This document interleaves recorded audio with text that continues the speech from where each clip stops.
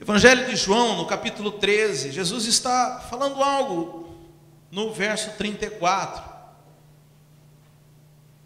E Jesus diz assim: um novo mandamento vos dou.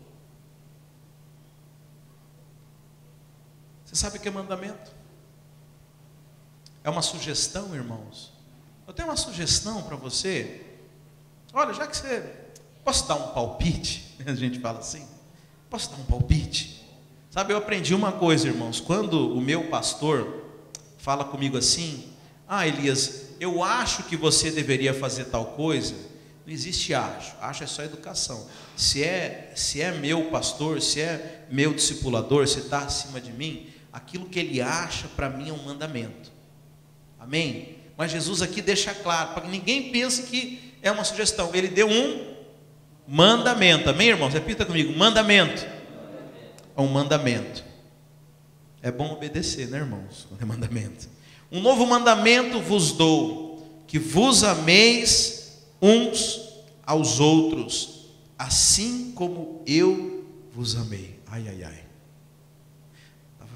O negócio já estava difícil, né? Que vos ameis uns aos outros já é difícil. Agora, assim como eu vos amei, o negócio ficou difícil.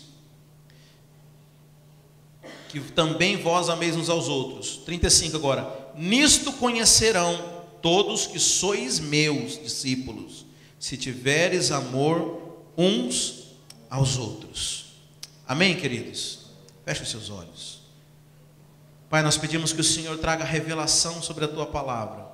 Oh Deus, que o Senhor venha usar a minha boca, Pai, para trazer a mensagem do céu que o Senhor deseja, Pai, que os nossos irmãos sejam edificados, ó Pai, de uma forma especial pelo Teu Santo Espírito.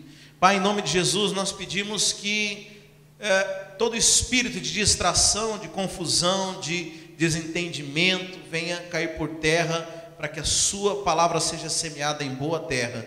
É o que nós te pedimos em nome de Jesus. Amém.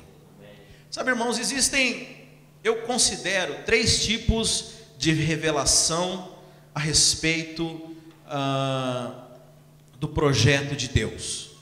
E é interessante que essa revelação é uma revelação progressiva. E eu baseio isso num texto lá em Mateus 16, quando Jesus vira para os seus discípulos e pergunta assim: quem estão falando que eu sou, né?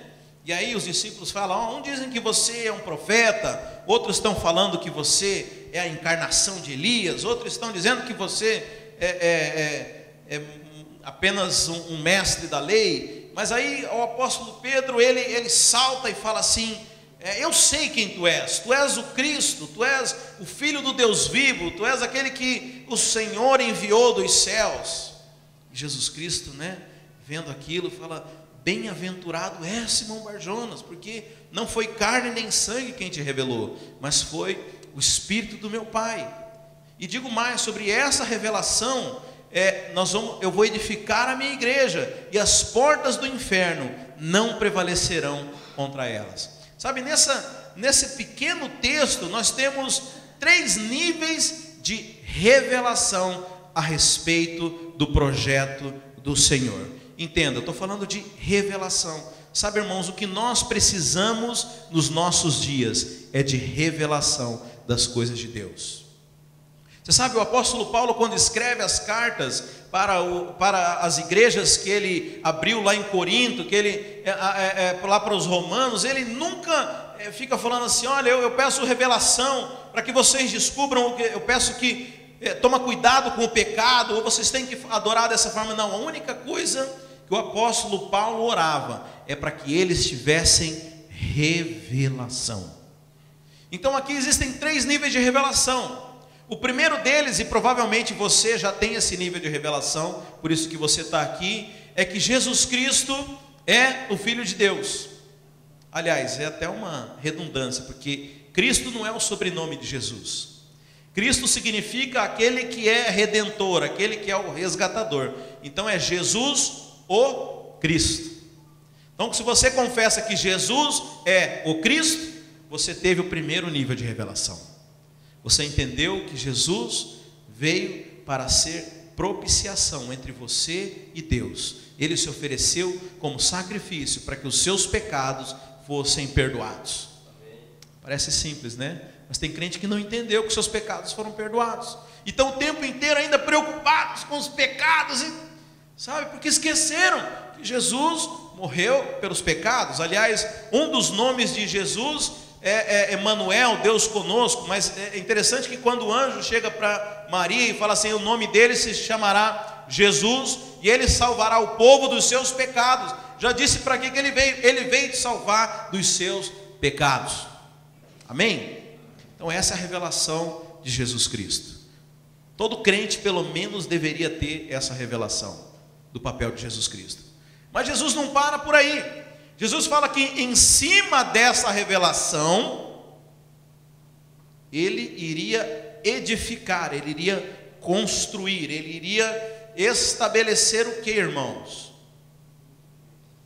A igreja. Então esse é o segundo nível de revelação a respeito do projeto de Deus. Muitos crentes entenderam, já tiveram a revelação de Jesus. Uma minoria, irmãos, teve revelação da igreja. Ainda acham que a igreja é um ambiente talvez de entretenimento. Infelizmente, muitos palcos viraram lugar de entretenimento.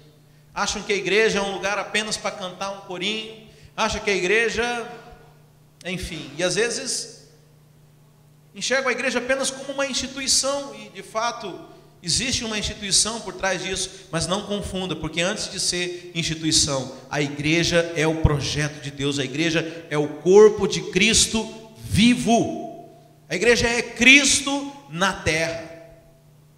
Essa é uma revelação, mas essa revelação ainda se desdobra num nível maior ainda. Então veja, se poucos crentes têm revelação da igreja, menor ainda é a revelação do reino dos céus. A Bíblia fala que as portas do inferno não prevalecerão contra a igreja, que fala do nível de governo, fala do nível de exercer autoridade, que é um poder que foi entregue para a igreja.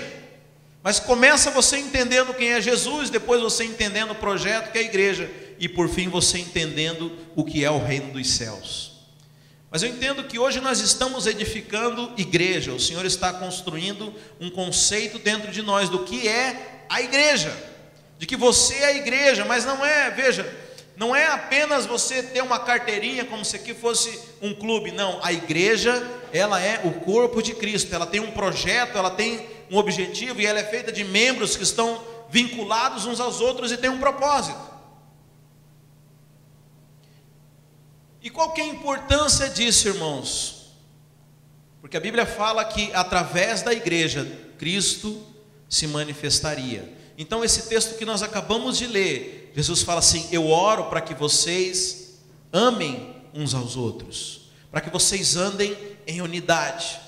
E por causa disso, as pessoas verão vocês e me conhecerão. Eu sei que nós somos acostumados com um tipo de evangelismo que é individual, mas a igreja, a completude da igreja, ela é o corpo de Cristo. Ela é, se alguém quiser conhecer a Cristo nos dias de hoje, ela deveria ir à igreja e lá ela iria enxergar a Cristo. Mas irmãos, infelizmente o diabo, sabendo disso, e é interessante que nós temos vários níveis de influências espirituais, desde as mais baixas, onde demônios influenciam a vontade de pessoas, mas nós temos desde as mais altas, onde há principados e potestades, onde o diabo governa o pensamento humanista do nosso mundo e trabalha influenciando as nações através de ideologias e pensamentos. E nós nascemos num tempo onde isso aí, o negócio já foi tão longe que o objetivo do diabo, contrário ao projeto de Deus, é manter as pessoas dentro da individualidade. Você sabe, o maior inimigo hoje da igreja é a individualidade das pessoas. E, infelizmente, o mundo contemporâneo tem trabalhado para isso, e tem caminhado para isso. E se você se você não se der conta, você está no meio disso aí e está fazendo a mesma coisa. Você está caminhando para um mundo de individualismo, irmãos. E é interessante que aqui na América o negócio é mais complicado. Aí no Brasil parece que ainda existe um pouco mais de contato entre as pessoas.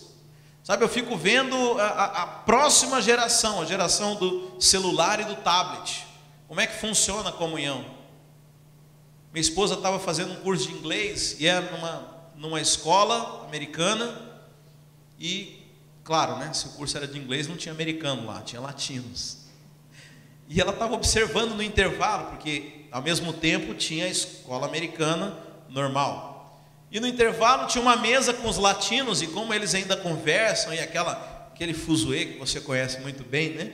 Voz alta, e na mesa do lado assim os americanos, mais ou menos umas 10 pessoas, cada um no seu celular, e aquele silêncio. Você sabe, nós estamos caminhando para isso, nós estamos perdendo os relacionamentos, e esse isolamento tem nos dado trabalho, sabe, irmão, porque é muito mais fácil você ser alguém isolado, ser alguém individual, do que você andar no coletivo. Muitas vezes a gente acaba aqui e a gente começa a conversar ali, onde é que nós vamos almoçar? E aí eu quero ir para um lugar, o irmão quer ir para o outro quer para ir para não sei onde, mas aí a gente bate o martelo e fala, não, nós vamos para tal lugar. Eu não queria ir. Então, mas você vai por causa de uma decisão de você andar no coletivo, de você andar com os irmãos, sabe? Por isso que você andar no individualismo, você andar na independência é muito mais fácil do que você andar com o corpo. Mas deixa eu te falar, esse não é o projeto de Deus para nós. Eu costumo brincar que você sabe que a primeira menção da igreja na Bíblia é a Arca de Noé. Sabia disso? Noé fala assim, entra todo mundo aqui e tal, porque o juízo do Senhor vem. Aí o juízo do Senhor veio, e quem estava dentro da arca foi salvo. É a igreja, irmãos.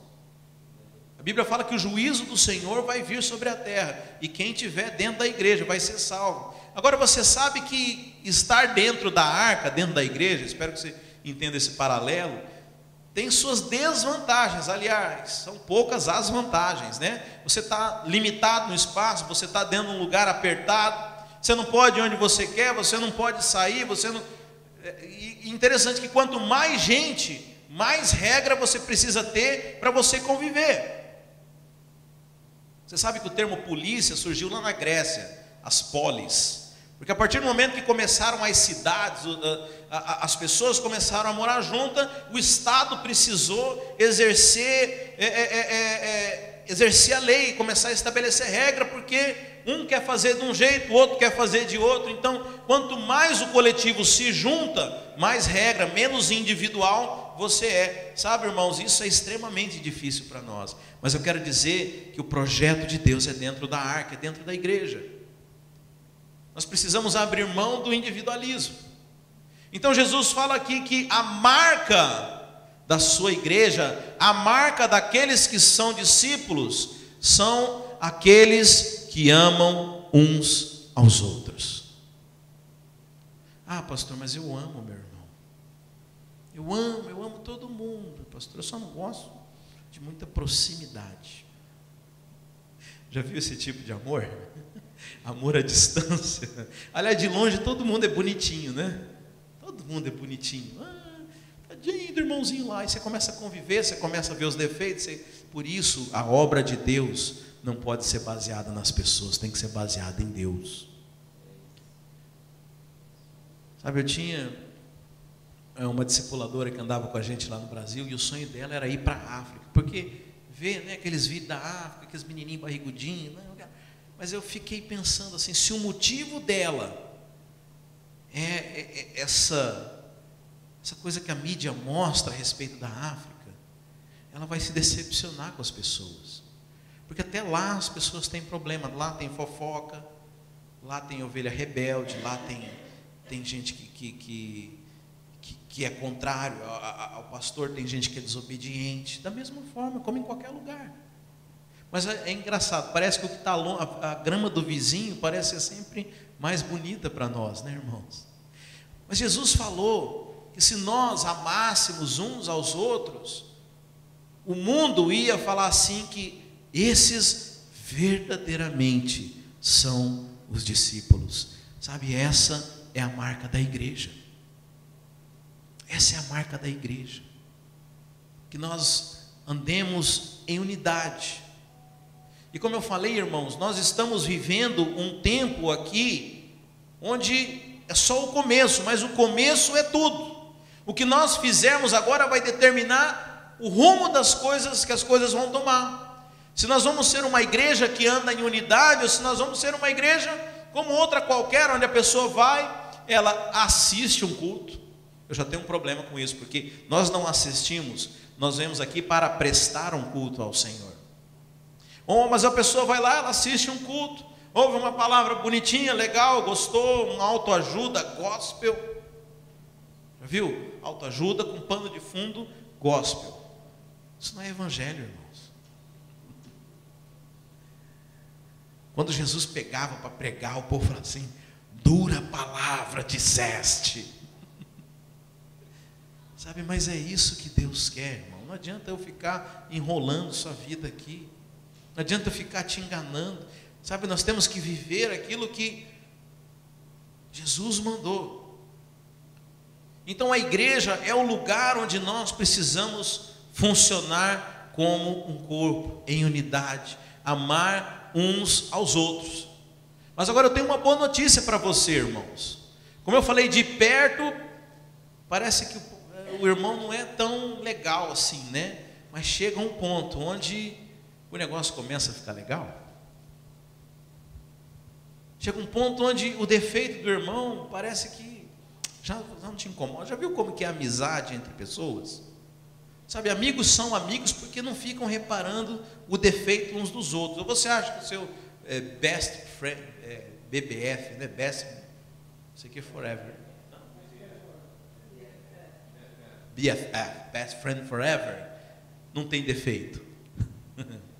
Mas você não liga para isso.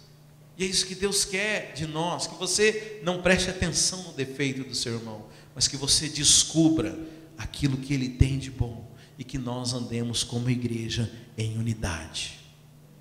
Sabe, irmãos, nós precisamos ser homens e mulheres de aliança. Sabe, o problema da nossa geração é a geração que é superficial. É a geração do: oi, tudo bem? Tudo bem? Virou. Não está preocupado realmente em saber o que o irmão está passando. Não está preocupado, não tem profundidade de relacionamentos. Não conhece verdadeiramente as pessoas. Sabe, nem está interessada. Nem está interessado. Se o irmão começa a abrir e fala: irmão, eu tenho um compromisso. Eu perguntei se estava tudo bem, mas eu esperava que você respondesse que estava tudo bem. Eu tenho um compromisso ali, deixa para depois. Vai falar com o pastor. Procura o pastor, ele te aconselha. Sabe, irmãos, isso pode ser tudo menos igreja. A marca da nossa geração é o individualismo, são os relacionamentos superficiais. Mas deixa eu falar, Jesus tem algo melhor para nós. Jesus deixou um exemplo de igreja onde uns se importam com os outros, onde uns amam aos outros, onde nós somos um corpo, onde há um vínculo entre os irmãos. Sabe, isso vai ser a marca, isso é o que vai estabelecer aquilo que nós seremos. Essa talvez seja a diferença entre a igreja e um clube, onde as pessoas simplesmente se confraternizam, onde as pessoas se encontram, onde as pessoas simplesmente vão ali para estar. Não, a igreja do Senhor é um corpo que anda em unidade, é um corpo que se importa. Sabe, isso não vem de um sentimento, irmãos. E aí outra marca da nossa geração, uma geração que muitas vezes toma suas decisões baseadas em sentimentos. Ah, pastor, não estou com vontade de orar. Ah, pastor, não estou com vontade de cantar. Ah, pastor, não estou com vontade de, sei lá. Uma vez um amigo falou assim: não sei se é de Deus, estou sentindo uma vontade de fazer um curso pastoral, de alguma coisa. Filho, o diabo não vai pôr essa vontade em você, né? Sabe, nós não podemos ser movidos por vontade, nós somos movidos por decisões. Andar com os irmãos não pode ser apenas uma vontade, mas tem que ser uma decisão de ser igreja, uma decisão de andar nos passos de Jesus. Sabe, isso não é para todos. É interessante que ao primeiro nível de revelação, onde Jesus ele se mostra e as pessoas entendem que Jesus é o Salvador, é uma medida de revelação. Mas quando você entende que a igreja, o Senhor está te chamando para um nível de cristianismo maduro. Você sabe o que é o cristianismo imaturo?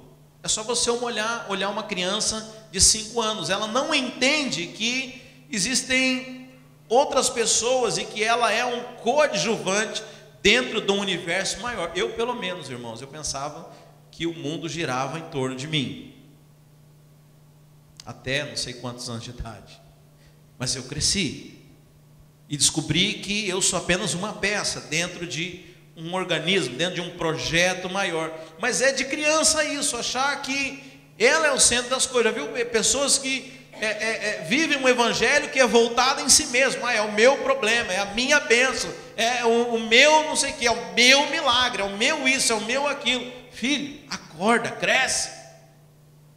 O projeto é muito maior do que as suas questões pessoais. Aliás, o dia que você entrar no projeto, as suas questões pessoais vão ser resolvidas rapidinho, porque a maioria das crises somos nós mesmos que criamos, por causa da nossa infantilidade, porque nós às vezes só enxergamos o nosso umbigo. Quando você começa a enxergar o projeto maior, e o projeto de Deus é a igreja, é o reino, você entra num novo nível de evangelho, você passa a viver um outro status da vida cristã, onde você sai daquele individualismo, você sai daquele evangelho fragilzinho, capenga. Papai do céu, não me abençoou, não vou no culto, não fez o que eu queria, eu não vou ofertar na igreja então, porque, sabe, você passa a viver uma vida madura, por causa de uma decisão de ser igreja, de andar com os irmãos, de andar em unidade. Sabe, mas por que eu falo de uma decisão, irmãos? Porque quando nós somos movidos a sentimentos, quando nós somos movidos como criança, a Bíblia fala, aqueles que são levados de um vento para o outro, você não consegue estabelecer vínculos, e você não consegue, você simplesmente não pode ser trabalhado. Porque sabe, deixa eu te contar outra coisa, quando nós começamos a andar em unidade, eu já falei, nem sempre vai ser a sua vontade que vai prevalecer. Quando nós começamos a andar juntos, nós começamos a ver os defeitos uns dos outros. Você sabe, tem algo que é inscrito nos manuais das igrejas em células, e, irmãos, parece que a história só se repete, e fala dos níveis de uma célula, né? Então uma célula nova, ela é aquela célula onde está tudo bem, onde não tem problema nenhum. Mas aí, gente, parece que é um roteiro mesmo, o negócio acontece dessa forma. Vai chegar um tempo onde os irmãos vão começar a se estranhar um com o outro. Você sabe, porque a convivência, ela expõe os nossos defeitos. Gente, é batata, isso acontece, talvez você já viveu isso. Começa a ter problema na célula, aí os irmãos vêm desesperados: pastor, esse negócio de célula não vai funcionar. Calma, irmão, já conheço. É assim que funciona, vai dar problema mesmo, porque os irmãos estão agora mostrando quem eles realmente são. Você sabe, um ambiente onde ninguém se conhece, todo mundo consegue fingir, consegue viver algo que não é a sua realidade, mas ninguém consegue fazer isso durante muito tempo. E a convivência nos permite enxergar quem nós realmente somos. Mas agora que você mostrou quem você é, onde você se desarmou daquela projeção de quem você gostaria de ser na frente das pessoas, agora Deus vai começar a trabalhar o seu caráter. Agora Deus pode trabalhar com você. Agora você se mostrou para os seus irmãos. Sabe, e o problema é que quando nós não temos vínculo, quando nós não temos a decisão de unidade, é nesse momento que a gente dispersa. Nesse momento onde a gente pula fora do barco. Ah, irmãos, quantas vezes eu quis pular fora do barco. Quantas vezes eu olhei e falei: por que, Deus? Deixa eu ir embora. Ninguém nunca teve esse momento de Jonas assim, não, fugindo. Só eu. Mas é nesse momento que o Senhor, Ele prova a sua decisão. E se você permanece,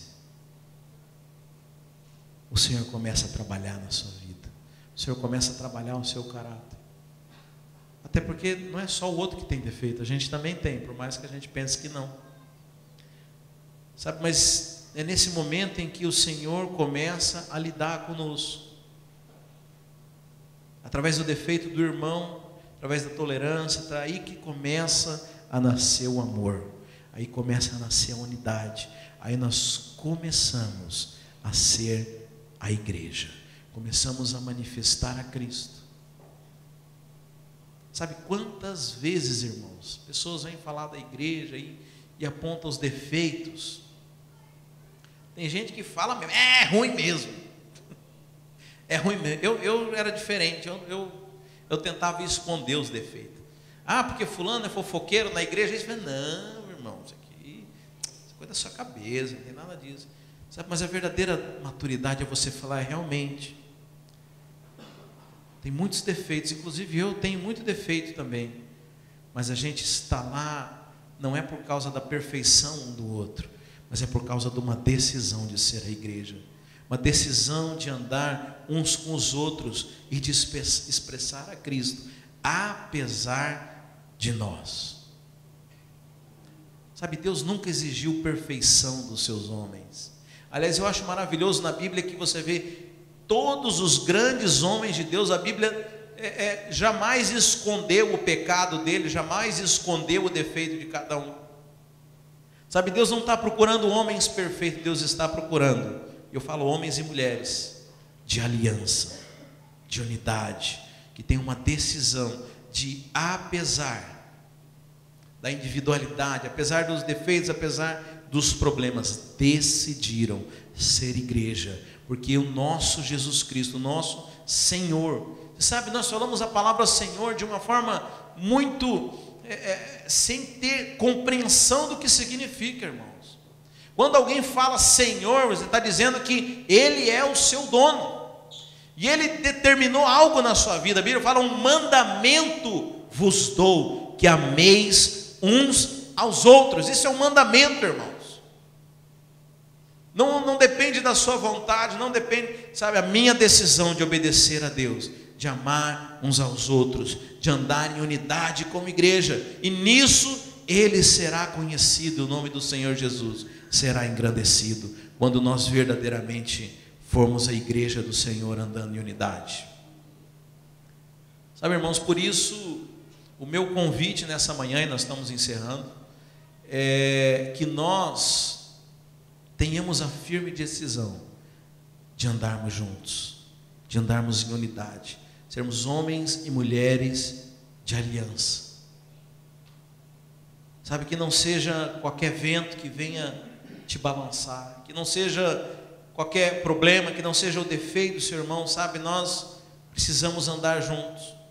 Como eu falei, às vezes a arca de Noé não é o lugar mais gostoso para você estar. E realmente, né? Você imagina um lugar cheio de animais, talvez ali não cheirava bem, talvez tinha muito barulho, talvez não fosse um lugar confortável, mas era o lugar onde estava a salvação para aquelas pessoas. Sabe, o Senhor sabe muito bem aquilo que você precisa, e Ele estabeleceu que o seu lugar é na igreja do Senhor. Sabe, essa vai ser a marca da nossa igreja. Aqueles que vão chegar aqui, eles vão encontrar na unidade a expressão do Senhor Jesus. Sabe, muitas igrejas têm perdido essa característica por causa da individualidade das pessoas. Muitas igrejas têm esquecido que ser igreja não é ter um prédio, não é ter uma estrutura, mas são pessoas com a firme decisão de andarem juntas, cumprindo o propósito do Senhor. na nossa geração. Amém, irmãos? Queria que você ficasse de pé.